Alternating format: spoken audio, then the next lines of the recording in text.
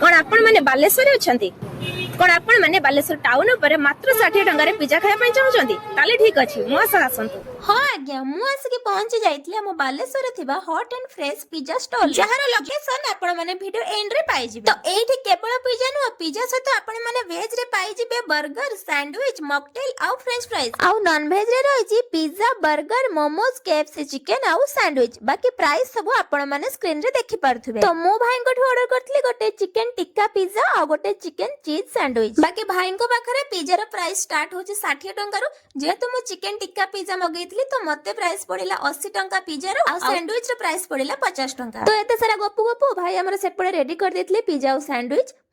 जानी आपण माने को जिंस को वेट करचंती टेस्ट पाई तो वेट खाई की तो टेस्ट कहबे ना। तो फर्स्ट मु ट्राई करथली पिज्जा जारो टेस्ट पूरा वाओ थिला देन मु खाइली सैंडविच और सैंडविच रो टेस्ट भी पूरा A1 थिला। बाकी मु तो आपण माने को सजेस्ट करबी आपण माने भाई को स्टॉल को आसी थोरे मात्र थोरे किछि भी गोटे जिंस ट्राई करके जानतु आ गारंटी देकी कहूची आपण माने बड़ बड़ रेस्टोरेंट रो खाइबा भी भूली जिवे। बाकी लोकेशन होची DIC छक नन्ना होटल रो ठीक साइड रे।